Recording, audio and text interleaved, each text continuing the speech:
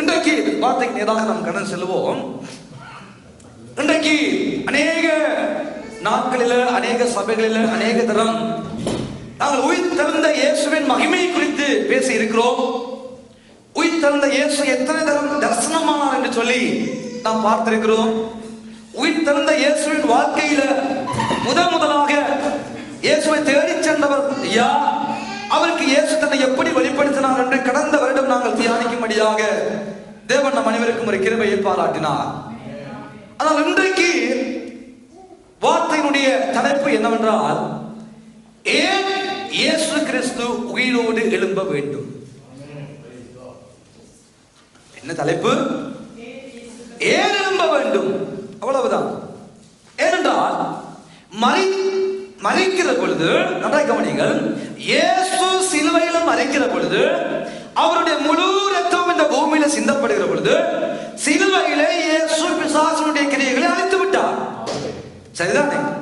எங்கே அழித்தார்? சிலுவையிலே. சிலுவையிலே இயேசு சிந்திய ரத்தத்தின் மூலமாக நமக்கு கிடைத்தது என்ன? ரட்சிப்பு. அப்போ இயேசு ரட்சிப்பை சிலுவையில தந்து விட்டார். இயேசு சிலுவையில சிந்திய ரத்தத்தினால புதிய உடன்படிக்கையின் பிள்ளைகளாய் ஆண்டவர் என்னையும் உங்களையும் மாற்றி விட்டார். இயேசு சிலுவையில சிந்திய ரத்தத்தினால சபைக்கு அத்திவாரத்தை இட்டார். ஏனென்றால் நான் கடந்த முறை சொல்லிக் கொடுத்தேன், இயேசுவுக்கு விழாவில குத்தின பொழுது தண்ணி கடைசியாக வந்தது, அவருடைய முழு ரத்தமும் சிந்தப்பட்டது. இயேசு தன்னுடைய மனவாட்டியாகிய சபையை என்ன செய்தார்? தன் முழு ரத்தத்தையும் கொடுத்து விலை கிரயம் செலுத்தி ஆண்டவர் சபையாகிய நம்மை, மனவாட்டியாகிய நம்மை விட்டு விட்டார். எல்லாம் முடிந்து விட்டது. பிதாவோடு இயேசு கிறிஸ்து நம்மை ஒப்புரவாக்கினார். முடிந்து விட்டது. அப்படியானால் இயேசு ஏன் உயிரோடு எழும்ப வேண்டும்? ஏன் எழும்ப வேண்டும்? இயேசு கிறிஸ்து தெரிந்தவர்கள் மறுபடியும் பாரதுக்கா மறுபடியும் மரணம் இயேசு கிறிஸ்து எழுப்பிட்டார். அவர் சதா காலங்களில் உயிரோடு இருக்கிற தேவன் என்று இல்லையே. அவர் மறித்து சிலுவையில தொங்கிக் கொண்டிருக்கிற பொழுது நாம் பார்க்கிறோம், ஒரு காவலில் இருந்த ஆவிகளுக்கு போய் பேர் சொல்லுகிறார், பிரசங்கம் பண்ணினார், திட்டினார் என்று வேறு சொல்லுகிறது. மறுபடியும் எழும்புவதற்கு காரணம் கூட்டி செல்லும்படியாக எழும்ப வேண்டும். சொல்லுங்க. தீர்க்கதரிசனம் சொல்ல முடியாது, கட்டாயம் எழுப்பிதான். தீர்க்கதரிசனம் இருக்கிறபடினால் எழும்பத்தான் வேண்டும். ஏன் இயேசு எழும்ப வேண்டும்? எங்களுக்காக சிலுவையில இயேசு எல்லாவற்றையும் செய்து முடித்து விட்டாரே. ரத்தம் சிந்தியாச்சு, அடி வாங்கியாச்சு, முள்முடி சூடியாச்சு, எல்லாவற்றையும் இயேசு நமக்காக சிலுவையில செய்து முடித்து விட்டார். முடித்த இயேசு ஏன் எழும்ப வேண்டும் என்ற கேள்விக்கு ஒரு 4, 5, 6 காரணங்களை இன்னைக்கு நானும் நீங்களும் பார்க்க கர்த்தருடைய ஆவியானவர் நம் அனைவருக்கும் அனுக்கிரகம் பாராட்டுவாராக. ஆமென். திரும்பிக் கொள்ளுங்கள். ரோமருக்கு எழுதின நிருபம் 1வது அதிகாரம்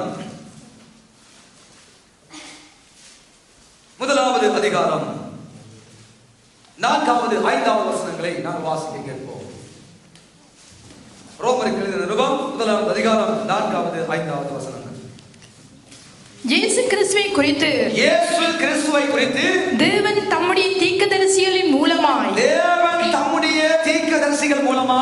பரிசுத்த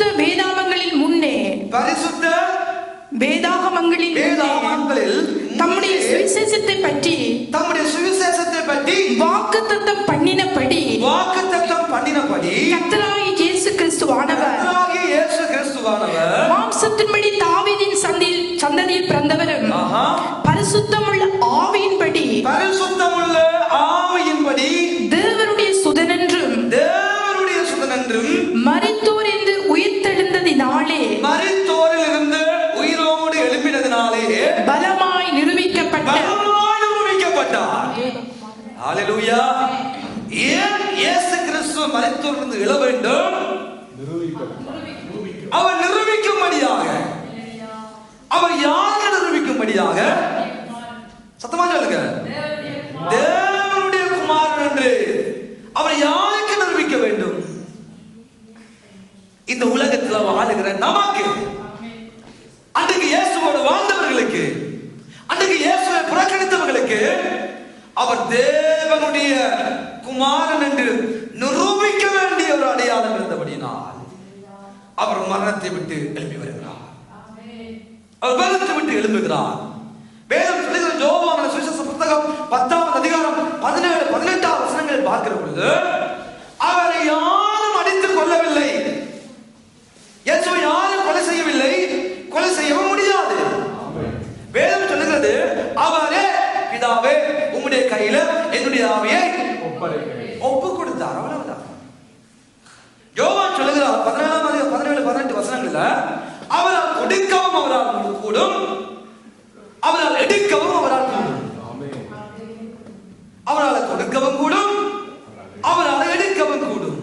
ஆக நம்முடைய ஆண்டவராக இயேசு கிறிஸ்து எல்லாராலும் அடிக்கப்பட்டு கொலை செய்யப்பட்ட ஒரு சாமி இல்ல.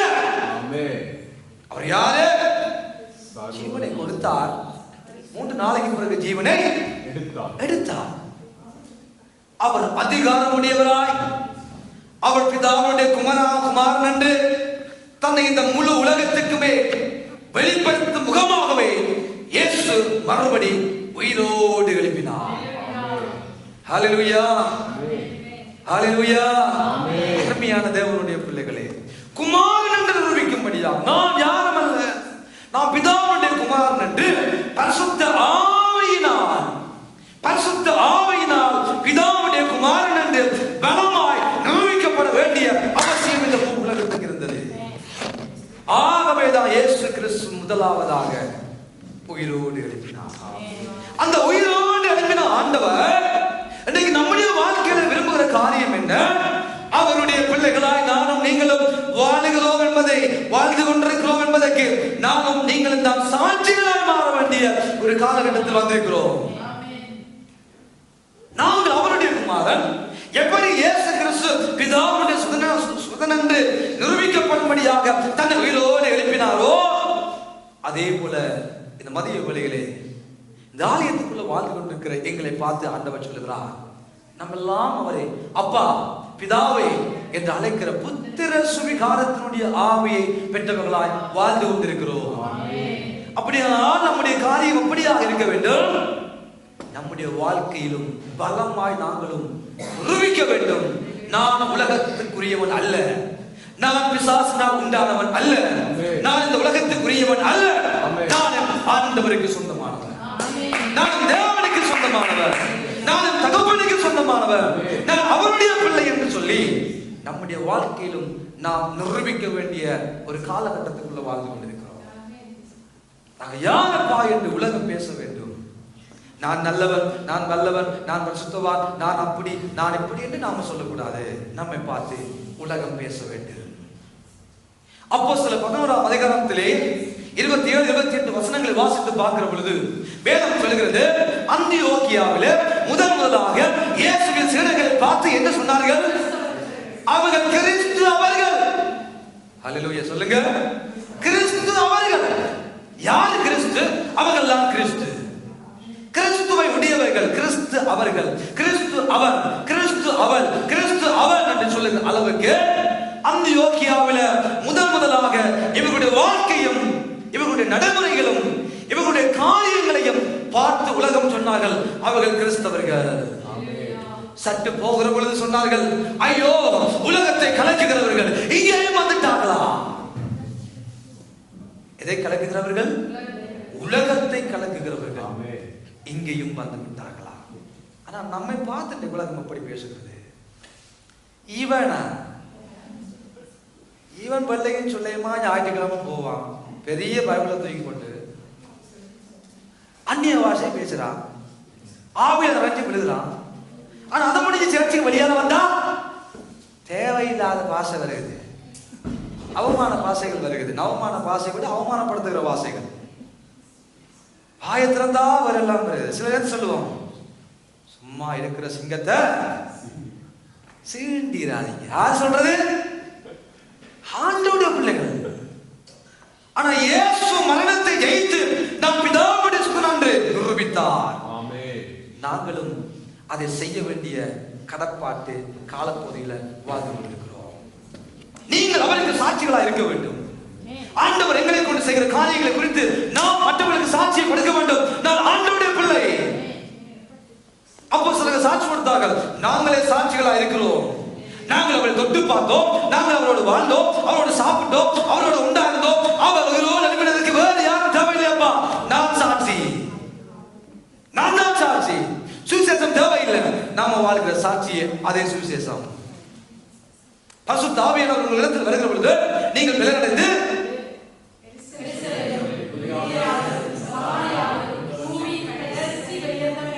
சாட்சிகளாக இருப்பீர்களாக. என்னுடைய பிள்ளை என்ற சாட்சியா இருப்பா. என்னுடைய பிள்ளை என்ற சாட்சியா இருங்க. இயேசு பிதாவினுடைய சுதன் என்று சாட்சியாய் உலகத்துக்கு நிரூபித்தார். முதலாவது காரியம். இரண்டாவதாக ரோமர் சொல்லுகிறார். ரோமருக்கு நிருபத்தில் பவுல் சொல்லுகிறார். 6வது அதிகாரம் 4வது 5வது வசனங்களை வாசியுங்கள். ரோமருக்கு நிருபம் 6வது அதிகாரம் 4வது 5வது வசனங்களை வாசிக்க கேட்போம். மேலும் பிதாவின் மகிமையினாலே, பிதாவினுடைய மகிமையினாலே கிறிஸ்து மரித்தோரிலிருந்து எழுப்பப்பட்டது போல, கிறிஸ்து மரித்தோரிலிருந்து எழுப்பப்பட்டது போல நாமும் புதிதான ஜீவன் உள்ளவர்களாய் நடந்து கொள்ளும்படி, நாமும் புதிதான ஜீவன் உள்ளவர்களாக நடந்து கொள்ளும்படிக்கு அவருடைய மரணத்துக்குள்ளாக்கும் ஞானஸ்தானாலே கிறிஸ்துவுடனே கூட அடக்கம் பண்ணப்பட்டோம். ஆதலால் அவருடைய மரணத்தின் சாயலில், அவருடைய மரணத்தினுடைய சாயலில் நாம் இணைக்கப்பட்டவர்களானால், அவர் உயிர்த்தெழுதலின் சாயலும் இணைக்கப்பட்டிருப்போம். அவருடைய உயிர்த்தெழுதலின் சாயலில் இணைக்கப்பட்டிருக்கிறோம். ஹல்லேலூயா. இரண்டாவது வேதம் என்ன சொல்கிறது? தேவனுடைய பிள்ளைகளாகி நம்மை ஆண்டவர் மரித்தவர்களின் பிள்ளைகளாக அப்படியே விட்டு போகவல்ல, மறுபடியும் உயிரோடு எழுப்பின தெய்வம் அந்த உயிரோடு எழுப்பின சாயலில் நம்மை இணைக்கும்படியாக அவர் இன்றைக்கு உயிரோடு எழுப்பினார். நம்ம உயிர்த்தெழுந்த சாயல் இணைக்கும்படியாக தெய்வம் விரும்புகிறார். நம்முடைய கிரியைகள் செத்தவர்களாக மாத்திரமல்ல, நம்முடைய கிரியைகள் அந்தகாரமானதாக அல்ல, நம்முடைய கிரியைகள் செத்து போன நாட்டம் எடுக்கிற நாளமான கிரியைகளாக அல்ல. உயிரோடு எழுப்பினதின் நோக்கமே உயிர்த்தெழுந்த அந்த சாயலில், அந்த புது வாழ்க்கையில, அந்த புதிய ஆசீர்வாதத்தில் நம்மை இணைக்கும்படியாகவே இயேசு கிறிஸ்து மரணத்தை விட்டு உயிரோடு எழுப்பினார். நம்மை இணைக்கும்படியாக விரும்புகிறார். இதோடு இணைக்கும்படியாக விரும்புகிறார். உயிர்த்தெழுந்த சாயலில இணைக்கும்படியாக ஆண்டவர் விரும்புகிறார். இந்த காலைக்குடி அருமையான தேவனுடைய பிள்ளைகளே, நம்முடைய வாழ்க்கையில் ஆண்டவர் ஏன் உயிர்த்தெழுந்தார்? அந்த உயிரோடு எழுப்பின அந்த சாயலில் அவருடைய சாயலால் உருவாக்கப்பட்டோம். அவருடைய ரூபத்தின்படி உருவாக்கப்பட்டோம். நல்லது. அவருடைய மரணம் நம்முடைய பாவமான வாழ்க்கையை அப்படியே மறைத்து போன ஒரு வாழ்க்கைக்குள்ள கொண்டு போகிறது போல, அவருடைய உயிர்த்தெழுதலும் நம்முடைய வாழ்க்கையில் புதிய ஆசீர்வாதங்களையும், புதிய உத்வேகங்களையும், புதிய நன்மைகளையும், புதிய பலத்தையும், புதிய ஆசீர்வாதங்களையும், புதிய நன்மைகளையும் நாம் நீங்களும் பெற்றுக் கொள்ளும்படியாகவே இயேசு கிறிஸ்து அவருடைய உயிர்த்தெழுதலில் நம்மை இணைக்கும்படியாக உயிரோடு எழுப்பினார். ஆகவே நாம் நீங்களும் ஆராதிக்கிற ஆண்டவர் உயிரோடு எழுப்பின தெய்வம். மரித்தவர்களும் 115 சங்கீதம் கடைசி வசனம் சொல்லுகிறது, மரித்தவர்களும் மௌனத்துல இறங்குகிற ஒருவனும் ஆண்டவரை துதிக்க மாட்டான், ஆராதிக்க மாட்டான், சோஸ்திரம் சொல்ல மாட்டான். ஆனால் நாமோ இது முதல் என்றென்றைக்கும் ஆண்டவரை உயர்த்துவோமாக. ஏனென்றால் உயிரோடு எழுப்பினவரை அல்லவோ ஆராதிக்கிறோம். உயிரோடு எழுப்பினுடைய பிரதான நோக்கமே நம்மை அப்படியே கொண்டு வந்து உயிர்த்தெழுந்த சாயலில நம்மை இணைத்து நாமும் நீங்களும் உயிர் உள்ளவர்களாய், ஜீவன் உள்ளவர்களாய், புதியவர்களாய், நல்லவர்களாய், புதிய சிந்த உடையவர்களாய், புதிய ஆத்மாக்களை நாளுக்கு நாம் உதவித்துக் கொண்டு வாழுகிற அனுபவத்துக்குள்ளாக போகும்படியாக அல்லோ தெய்வம் உயிரோடு எழுப்பினார். இதை சற்று நாம் கடந்து போகிற பொழுது லூக்கா எழுதின சுவிசேஷ புத்தகம் 24வது அதிகாரம் 45, 6, 7 நாம் வாசிக்கிற பொழுது ஆண்டவர் அங்கே நமக்கு ஒரு காரியத்தை சொல்ல வருகிறார். லூக்கா எழுதின சுவிசேஷ புத்தகம் 24வது அதிகாரம் 45, 46, 47 வாசிப்போம். அப்பொழுது வேத வாக்கியங்களை அறிந்து கொள்ளும்படி வேத வாக்கியங்களை அறிந்து கொள்ளும்படி அவருடைய மனதை அவர் திறந்து அவர்களை நோக்கி அவருடைய மனதை அவர்கள் திறந்து அவர்களை நோக்கி எழுந்திருக்கிறபடி இயேசு பாடுபடவும் மூன்றாம் நாளில் மரித்தோரிலிருந்து எழுந்திருக்கவும் வேண்டியதாயிருக்கிறது. அன்றியும் மனம் திரும்புதலும் பாவம் மன்னிப்பும் எருசலேம் தொடங்கி சகல தேசத்தாருக்கும் அவருடைய நாமத்தினாலே பிரசங்கிக்கப்பட வேண்டியது.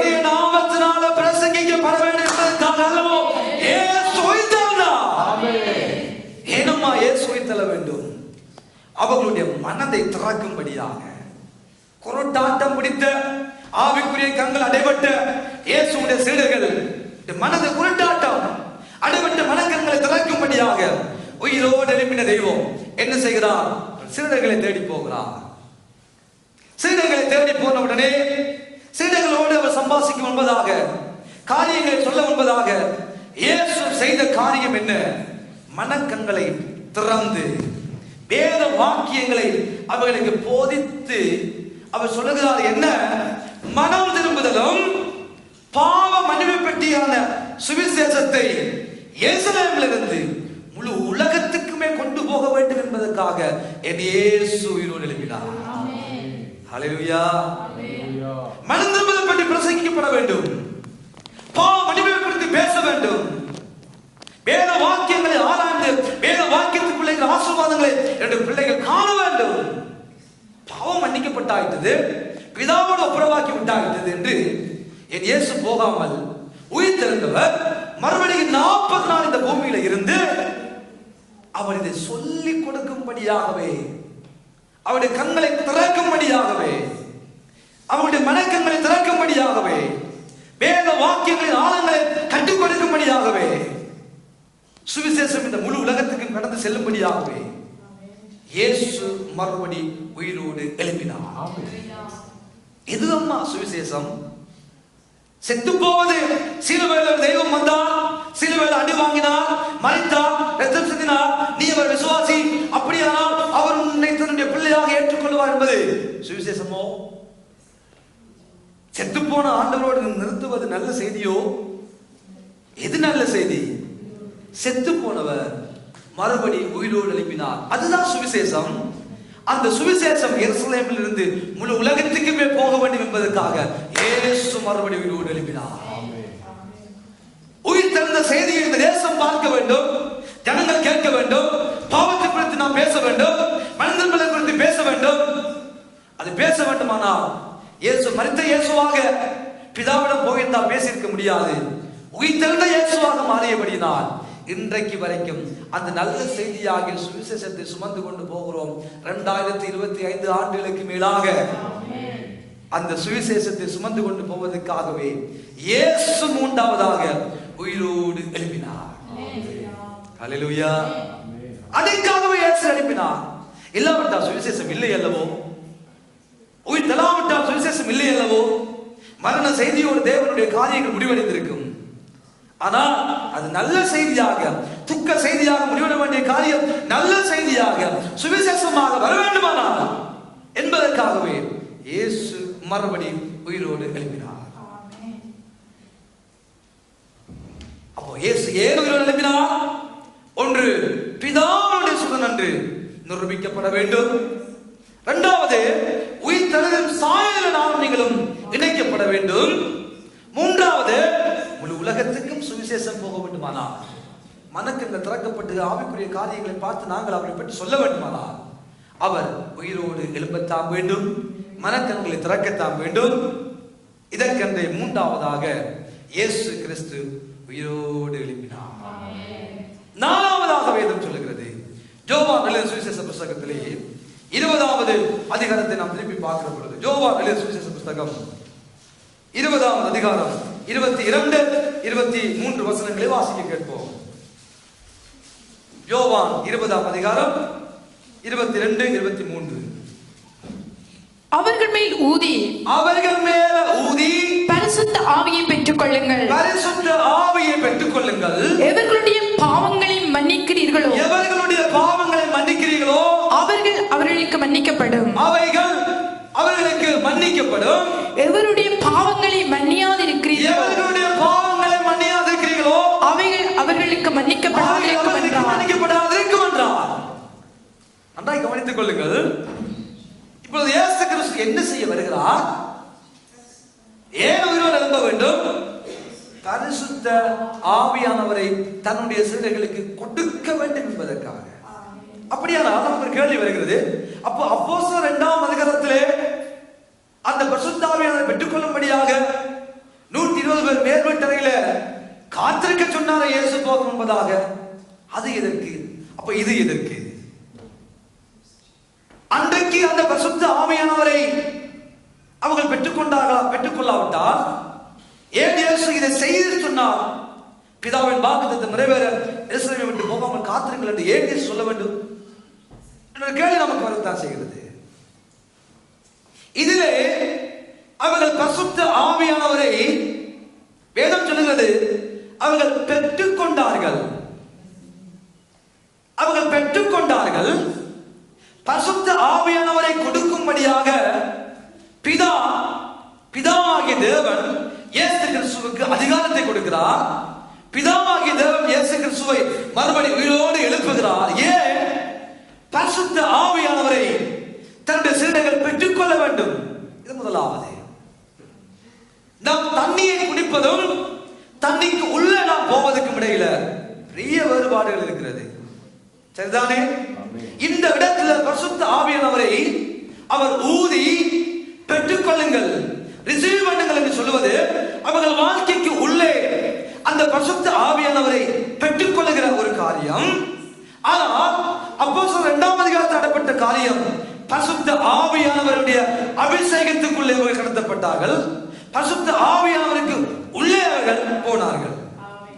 அவர்கள் பெற்றுக்கொள்வதற்கும் தண்ணீரை குடிப்பதற்கும் தண்ணிக்கு உள்ளே நாம் போவதற்கு இடையில பெரிய வேறுபாடுகள் வித்தியாசங்கள் இருக்கிறது போல பரிசுத்த ஆவியானவருக்கு உள்ளே தன்னுடைய சீடர்களையும் தன் நம்பி வந்த ஜனங்களையும் இயேசு கிறிஸ்து அனுப்பும் என்பதாக ஏன் அவர்கள் எழும்புகிறார் என்றால் பரிசுத்த ஆவியானவரை அவர்களுக்கு உள்ள கொடுக்கும்படியாக, அந்த அனுபவத்தை கொடுக்கும்படியாக, அவர்களை பெற்றுக்கொள்ளும்படியாக ஆண்டவராக இயேசு கிறிஸ்து அன்றைக்கு மரணத்தை விட்டு வெளியே வருகிறார். மரணத்தை விட்டு வெளியே வருகிறார். காரணம் இதுதான் பிரியமானவர்களே. இதற்கு பரிசுத்த ஆவியை தன்னுடைய சீடர்களுக்கு கொடுக்கும்படியாக, பரிசுத்த ஆவியானவரை தன்னுடைய சீடர்களுக்கு கொடுக்கும்படியாக அவர் உயிரோடு எழுப்பினார். ஹல்லேலூயா. உயிரோடு எழுப்பினவர் என்ன செய்கிறார்? சொல்லுகிறார், நான் இந்த பூமியில் இருப்பதை பார்க்கிறோம், நான் போவேனா நான் உங்களுக்கு பிரயோஜனமா இருக்கும். ஏனென்றால் நான் போனால் தான் தேற்றவாளாகிய சத்திய ஆவியாக தேற்றவாளை அவர் உங்களுக்கு தந்தருள்வார். அவர் என்ன செய்வார்? உங்களை சகல சத்தியத்துக்குள்ள உங்களை நடத்துவார். அவர் பாவத்தை குறித்து, நீதியை குறித்து, நியாயத்தை குறித்து கண்டித்து உணர்த்துவார். ஆகவே நான் போவேனானால் அந்த தேற்றவாளாகிய தெய்வம் உங்களுக்கு வருவார். நிரந்தரமாய் வந்து உங்கள் மேல தங்கி உங்களை அவர்களுக்குள்ள நடத்தும்படியாகவும் உங்களை சத்தியத்துக்குள்ள நடத்தும்படியாகவும் ஒரு கிருபை அவர் உங்களுக்கு தந்தருள்வார் என்று சொல்லித்தான் இயேசு கிறிஸ்து போனார். பிதா பரிசுத்த ஆவியானவரை கொடுத்தார். அதுக்கு முன்பதாக உயிரோடு எழுந்த இயேசு கிறிஸ்து நான்காவதாக நாம் பார்த்தோம், பரிசுத்த ஆவியானவரை தன்னுடைய சீடர்கள் பெற்றுக்கொள்ளும்படியாகவே மரணத்தை விட்டு உயிர்த்தெழுப்பினார். ஹல்லேலூயா. மரணத்தை விட்டு உயிர்த்தெழுப்பின நோக்கம் தன்னுடைய சீடர்களுக்கு பரிசுத்த ஆவியானவரை கொடுக்க வேண்டும். அவர் தேவை, அவர் முக்கியமானவர், அவர் பிரதானமானவர், அவர் நம்ம நடத்தக்கூடியவர், பாவத்தை குறித்து பேசக்கூடியவர், நீதியை குறித்து பேசக்கூடியவர், நியாயத்தை குறித்து பேசக்கூடியவர். அவர் நமக்கு தேவை. மோசே, ஆபிரகாம், ஈசாக்கு, யாக்கோபு, யோசேப்பு முற்பிதாக்கள் உலகத்தில் வாழ்ந்த எல்லாரையும் பார்க்கிலும் அப்போஸ்தலர் 2ஆம் அதிகாரத்துக்கு முன்பதாக வாழ்கிற ஆரம்பிகளை பாக்கியவான்கள். ஏனென்றால் அந்த பரிசுத்த ஆவியினால ஞான ஸ்நானம் பண்ணப்படும்படியான கிருபையை எங்களுக்கு அருளியிருக்கிறார். அவர்களுக்கு கிடைக்கவில்லை, ஆனால் எங்களுக்கு அப்பேற்பட்ட ஒரு பெரிய கிருபையை இயேசு, உயிர்த்தெழுந்த இயேசு நம் அனைவருக்கும் கொடுத்திருக்கிறார். ஆகவேதான் நாம் சொல்லுகிறோம், ஜெபியுங்கள், உபவாசியுங்கள், தேவ சமூகத்தில் காத்திருங்கள், அந்த பரிசுத்த ஆவியை நிறைவேற்ற போகும்படியா அவங்களை பக்குவப்படுத்திக் கொள்ளுங்கள் என்று சொல்லி திரும்ப திரும்ப சொல்வதற்கு காரணம் அது ஒரு அழகான ஒரு அனுபவம். பிரியமானவர்களே, அது ஒரு அழகான ஒரு அனுபவம். அந்த அனுபவத்துக்குள்ளாக போகிற பொழுதுதான் நமக்கு தெரியும் கர்த்தர் நல்லவர் என்பதை ருசி பார்க்க முடியும். அந்த ருசி பார்க்கும்படியான கிருபையை நாம் பெற்றுக்கொள்ள வேண்டுமானால் தேவ சமூகத்தில் காத்திருக்கிற பொழுது நிறைவாய் தேற்றுவார். அவர் வருவார், நம்மை தேற்றுவார், ஆற்றுவார். நாம் நடக்க வேண்டிய வழியை நமக்கு கண்டித்து உணர்த்தி, இதுதான் வழி, நடக்க வேண்டிய வழியை நமக்கு சொல்லி, இதுதான் நமக்கு போதித்து நம்மை நடத்தக்கூடிய அந்த ஆவியானவர் எவ்வளவு ஒரு அருமையானவர். பிரியமானவர்களே, அந்த ஆவியானவரை இயேசுவின் சீடர்களுக்கு இயேசு கொடுக்கும்படியாக உயிரோடு எழுப்பினார். இதை இன்னும் சற்று நாங்கள் வேதத்திலே பார்ப்போமானால் வேதம் நமக்கு சொல்லுகிற காரியம், திருப்பிக் கொள்ளுங்கள், 1 பேதுரு புத்தகத்திலே நாம் பார்க்கிற பொழுது 4வது 5வது வசனங்கள் நமக்கு ஒரு காரியத்தை சொல்ல வருகிறது. 1 பேதுரு 4வது 5வது வசனங்கள். 1 பேதுரு 1:4-5. அவர் இயேசு கிறிஸ்துவை மரித்தோரிலிருந்து எழுந்ததினாலே, இயேசு என்னும் அந்த கிறிஸ்துவை மரித்தோரிலிருந்து எழுந்ததினால அழியாததும் மாசற்றதும் வாடாததுமாகிய சுதந்திரத்துக்கு ஏதுவான ஜீவனுள்ள நம்பிக்கை உண்டாகும்படி, ஜீவனுள்ள அந்த நம்பிக்கையை இயேசு நமக்கு உண்டாக்கும்படியாக உயிரோடு எழுப்பினார். ஹல்லேலூயா. ஜீவனுள்ள நம்பிக்கை. எது ஜீவனுள்ள நம்பிக்கை? நம்முடைய நம்பிக்கை எல்லாம் என்ன? சேர்ச்சுக்கு வந்தாச்சு, சோமனியாச்சு, போயாச்சு, ஆராதிச்சாச்சு, போயாச்சு. நம்ம எதற்காக ஓடுகிறோம்? எதற்காக ஆலயத்துக்கு வருகிறோம்? எதற்காக ஜெபிக்கிறோம்? எதற்காக ஊழியங்களை செய்கிறோம்? நமக்குள்ள ஒரு ஜீவனுள்ள நம்பிக்கை ஒன்று உண்டு. என்னது? நித்திய ஜீவனுக்குள்ள போயிடுவானோ. அப்போ நித்திய ஜீவனை நாம் பெற்றுக்கொள்ள வேண்டுமானால் மரித்தோம், இயேசு மரித்தவரா இருந்தால் நாம் அந்த நித்திய ஜீவனுக்குள்ள போக முடியாது. நித்திய ஜீவனை பெற்றுக்கொள்ள வேண்டுமானால் இயேசு மறுபடி உயிரோடு எழும்பத்தான் வேண்டும். அது பேர் சொல்லுகிறார், மாசற்றதும் அழியாததும் வாடாததும் ஆகிய ஜீவனுள்ள நம்பிக்கையாகிய சுதந்திரம். அடுத்த வசனத்தை வாசிங்க, 5ஆம் வசனத்திலே அந்த சுதந்திரத்தை குறித்து வேதம் சொல்லுகிற பொழுது 1 பேதுரு 4:5 வாசிங்க. மறுபடியும் 4:5 வாசிங்க. அவர் கிறிஸ்துவில் மரித்தோரிலிருந்து எழுந்ததினாலே அழியாததும் மாசற்றதும் வாடாததுமாகிய சுதந்திரத்துக்கு ஏதுவான ஜீவனுள்ள நம்பிக்கை உண்டாகும்படி தமது மிகுந்த இரக்கத்தின்படியே நம்மை மறுபடியும் ஜெனிப்பித்தார். கடைசி காலத்திலே வெளிப்பட ஆயத்தப்பட்டிருக்கிற ரட்சிப்புக்கு ஏதுவான விசுவாசத்தை கொண்டு தேவனுடைய பலத்தினாலே காக்கப்பட்டிருக்கிற உங்களுக்கு, தேவனுடைய பலத்தினால காக்கப்பட்டிருக்கிற நம் அனைவருக்கு அந்த சுதந்திரம் பரலோகத்தில் வைக்கப்பட்டிருக்கிறது. நம்முடைய நம்பிக்கை, நம்முடைய ஜீவனுள்ள நம்பிக்கை எது? நம்முடைய சுதந்திரம் எது? பரலோகத்தில் இருக்குப்பா. அது வாடாது, அது மாசற்றது, அது அழியாது. அந்த சுதந்திரத்தை நானும் நீங்களும் அடைய வேண்டும் என்பதற்காக, பெற்றுக்கொள்ள வேண்டும் என்பதற்காக, அது நமக்கு அருள வேண்டும் என்பதற்காக மரித்து போன இயேசு மறுபடியோடு எழுப்பினார். எவ்வளவாய் நம்மை அன்பு கூர்ந்தார், எவ்வளவாய் நம்மை நேசித்தார். நமக்காக விலைக்கிரயம் செலுத்தி விட்டாய் சிலுவையில். ஆனால் மறுபடி உயிரோடு எழுப்பினது நமக்கு ஒரு ஜீவனுள்ள நம்பிக்கையை உண்டு பண்ணும்படியாக, நமக்குள்ள சுதந்திரத்தை உண்டாக்கும்படியாக, நமக்குள்ள ஆசீர்வாதங்களை உண்டு பண்ணும்படியாக, அழியாத நம்பிக்கையாகிய பரலோக ராஜ்யம், வாடாத நம்பிக்கையாகிய பரலோக ராஜ்யம், மாசற்ற அந்த நம்பிக்கையாகிய பரலோக ராஜ்யத்தை நம் அனைவரும் சுதந்திரத்துக் கொள்ளும்படியாக இயேசு மறுபடி உயிரோடு எழுப்பினார். ஹல்லேலூயா. கடைசியான ஒரு காரியத்தை நான் சொல்ல முடிக்க விரும்புகிறேன். எபிரேயர்களின் நிருபம் 7ஆம் அதிகாரம் 15ஆம் வசனத்தை வாசிக்க கேட்போம். எபிரேயர்கள் நிருபம் 7ஆம் அதிகாரம் 25ஆம் வசனத்தை வாசிங்க. மேலும் நமது மூலமாய், மேலும் நமது மூலமாய் தேவனிடத்தில் சேருகிறவர்களுக்காக வேண்டுதல் செய்யும்படி அவர் எப்பொழுதும் உயிரோடு இருக்கிறவராகையால் அவர்களை முற்றும் முடிய ரட்சிக்க வல்லவராயிருக்கிறார். இதை செய்ய வல்லமுள்ளவராயிருக்கிறார். நம்ம ரட்சிக்க வல்லமுள்ளவராயிருக்கிறார். அந்த ரட்சிக்க வல்லமுடைய தெய்வம் நமக்கு எதை செய்கிறார்? ஜெபம் பண்ணுகிறார். ஜெபம் பண்ணுகிறார். பாருங்க, அழகா வேதம் சொல்கிறது 25.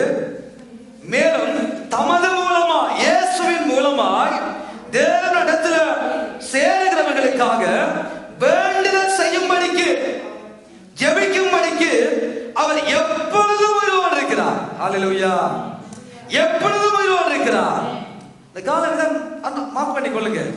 அவர் உயிரோடு இருப்பதின் நோக்கம், உயிரோடு எழுந்ததின் நோக்கம், அவர் முற்றுமுடிய நம்மை ரட்சிக்கும்படியாக நமக்காக, எனக்காக, உங்களுக்காக ஜெபம் பண்ண ஒருவர் உண்டு. நமக்காக ஜெபிக்க ஒருவர் உண்டு. ஏன் ஜெபிக்கிறார்? நம்மை முற்று முழுதாக ரட்சிக்க வேண்டும். அவர் வல்லமை உள்ளவர். அவர் அதிசயமானவர். அவர் ஆலோசனை கர்த்தர். அவர் வல்லமையுள்ள தெய்வம். அந்த வல்லமையுள்ள தேவனால் நம்ம ரட்சிக்க முடியும். அந்த முற்று முழுதுமாக நம்ம ரட்சிக்க நமக்காக ஜெபம் பண்ணும்படியாக மரித்து போன இயேசு மறுபடியும் உயிரோடு எழுப்பினார். ஹல்லேலூயா. ஏன் இயேசு உயிரோடு எழும்ப வேண்டும்? ஏன் இயேசு உயிரோடு எழும்ப வேண்டும்? உங்களுக்காக ஜெபிக்க. அவ்வளவுதான். நீங்க ஏன் எழும்ப வேண்டும்? உங்களுக்காக ஜெபிக்க. அப்ப சொல்லக்கூடாது, இயேசு எல்லாம் ஜெபிப்பார் தானே, எனக்கு நான் ஜெபிக்க தேவையில்லை என்று இல்லை. அவர் ஜெபிக்கிறது தானே. ஆவியான ஒரு பக்கத்துல நாம் வேண்டிக் கொள்ள வேண்டியது, ஜெபிக்க வேண்டிய இன்னும் அறியாமல் இருக்கிற அப்படின்னா வாக்கு கடங்காத பெருமூச்சோடு அவரே சபிக்கிறது தானே, இவரும் சபிக்கிறது தானே. அப்ப ஏன் நான் ஜெபிக்கிறேன்ட்டு இழுத்து போத்து மூடிட்டு சேர்த்துக்கு வார இல்லை. நம்மை முற்றும் முழுதுமாக ரட்சிக்க இயேசு கிறிஸ்து நமக்காக ஜெபிக்கிறார். ஹல்லேலூயா. அந்த ஜெபத்தை ஏறெடுக்கும்படியாகவே மரித்த இயேசு மறுபடி உயிரோடு எழுப்பினார். ஆமென். நமக்குள்ள தைரியம் வரட்டும் பிரியமானவர்களே, நமக்கு நம்பிக்கை வரட்டும். என்ன வந்தாலும் ஏது வந்தாலும் இயேசு என்னோடு இருக்கிறார், எனக்காக வேண்டும் செய்கிறவர் இருக்கிறார், எனக்காக ஜெபிக்கிறவர் இருக்கிறார். அவரால் மாத்திரம்தான் என்னை முற்றும் முழுதுமாக ரட்சிக்க கூடும், என்னை பாதுகாக்க கூடும், என்னை காப்பாற்ற கூடும், உங்களை பாதுகாக்க கூடும். கட்டின கணவன் அல்ல, கட்டின மனைவி அல்ல, பெற்ற பிள்ளைகள் அல்ல, பெற்ற பெற்றோர்கள் அல்ல. நம்ம ரட்சிக்க கூடியவர், முற்று முழுதுமாக ரட்சிக்க கூடியவர் என்றால் ஆண்டவராக இயேசு கிறிஸ்து. ஏனென்றால் அவர்தான் உலகத்தை ஜெயித்தார், அவர்தான் சாத்தானை ஜெயித்தார், அவர்தான் பாவத்தை ஜெயித்தார், அவர்தான் பிசாசின் கிரியைகளை அழித்தார். அவரால் மாத்திரம்தான் எல்லாவற்றையும் செய்யக்கூடும். அவர் நமக்கு சொல்லுகிற காரியம் என்ன? நமக்காக ஜெபிக்கும்படியாகவே மரித்து போன இயேசு மறுபடி உயிரோடு எழுப்பினார். நமக்கு பரிசுத்த ஆவியானவரை கொடுக்கும்படியாக, அந்த உயிர் தெழுந்த சாயலில் என்னையும் உங்களையும் இணைக்கும்படியாக, அவர் தேவனுடைய குமாரன் என்ற பலமாய் உலகத்துக்கு நிரூபிக்கும்படியாகவே இயேசு உயிரோடு எழுப்பினார். அந்த உயிர் தெழுந்த இயேசுடைய வல்லமை, அந்த உயிர் தெழுந்த இயேசுடைய நாமத்தில் இருக்கிறதான காரியங்களுக்கு நாமும் நீங்களும் சொந்தக்காரர்களாய் மாறி அந்த நம்பிக்கையோடு வாடாத மாசத்த அழியாத ஜீவனுள்ள நம்பிக்கையின் சுதந்திரம் நமக்கு உண்டு என்ற நம்பிக்கையோடு நாம் இந்த கிறிஸ்தவ பிரயாணத்தை மேற்கொள்ள கர்த்தருடைய ஆவியானவர் நமக்கு கிருபை செய்வார். ஆமென். நம்ம ரட்சித்து விட்டு, நம்மை மீட்டு விட்டு, நம்மை காப்பாற்றி விட்டு அப்படியே விட்டுட்டு போகாம தொடர்ந்தும் நமக்காக ஜெபிக்க, நம்மை பாதுகாக்க, நமக்கு பரிசுத்த ஆவியானவரை தர, நமக்கு உதவி செய்ய எவ்வளவோ காரியங்களை செய்யும்படியாகவே இயேசு மறுபடியும் எழுப்பினார். இன்றைக்கு அந்த ஆண்டவராகிய இயேசு கிறிஸ்து எந்த நிலைமையில நாம் நீங்களும் வாழ்ந்து கொண்டிருந்தாலும் நமக்கு ஒரு நம்பிக்கை வரட்டும். எனக்காக ஜெபிக்க ஒருவர் உண்டு. யார் மறந்தாலும், யார் கைவிட்டாலும், யார் நம்மை விட்டு போனாலும், யார் விலகினாலும், யார் மறந்தாலும் என்னை முற்றும் முழுதுமாக ரட்சிக்க வல்லமையுள்ள ஒரே ஒருவர் என்றார். அவர் என் ஆண்டவராகிய இயேசு கிறிஸ்து. அம்மா, நீங்க தேவ சமூகத்தில் வந்திருக்கிறீர்கள், ஆண்டவரை தேடி வந்திருக்கிறீர்கள். இந்த உலகத்தில் இருக்கிற எந்த காரியங்களும் நம்மை காப்பாற்றி விட முடியாது. எதுவும் நம்மை காப்பாற்றி விட முடியாது. காப்பாற்றக்கூடியவர், ஆசீர்வதிக்கக்கூடியவர், இந்த உலகத்தில் மாத்திரமல்ல நித்திய வாழ்க்கைக்குள் நம்மை கொண்டு போகக்கூடியவர், உயிரோடு எழுப்பின இயேசு மாத்திரமே. அவரை பிடித்துக் கொள்ளுங்கள், அவரை அண்டிக் கொள்ளுங்கள். அவரை அண்டிக் கொள்ளுகிற யாவரும் பாக்கியவான்கள் என்று வேதம் சொல்கிறது. குமாரன் கோபம் கொள்ளாமலும் நீங்கள் வழியில் அடையாமலும் இருக்கும்படிக்கு அவரை முத்தம் செய்யுங்கள். ஏனென்றால் கொஞ்ச காலத்தில் அவருடைய கோபம் பட்டி எறியும். கொஞ்ச காலத்தில் அவருடைய கோபம் பட்டி எறியும். அதனால் அவரை யார் யார் அண்டிக் கொள்ளுகிறோமோ அவரை யாவரும் பாக்கியவான்கள். அந்த பாக்கியவான்களாக, அந்த பாக்கியவதிகளாக நானும் நீங்களும் மாறி நம்முடைய ரட்சிப்பு நம்முடைய வாழ்க்கையில் சம்பூர்ணப்பட்டு நாம் நித்தியத்துக்குள்ள போக வேண்டுமானால் அந்த இரட்சகராகிய உயிரோடு எழுப்பின இயேசுவை அண்டிக் கொள்ளுவோம். ஆசீர்வாதங்களுக்கு சொந்தக்காரர்களை மாறுவோம். அந்த உயிர்த்தெழுந்த இயேசு நம் எல்லாரையும் நிறைவாக ஆசீர்வதித்து பாதுகாத்து நடத்துவாராக. ஆமென், ஆமென். ஆண்டவர் தாமே உங்களை ஆசீர்வதிக்கட்டும். பிரியமானவர்களே, நாங்கள் யாரும் எழுந்திருப்போம். இது நல்ல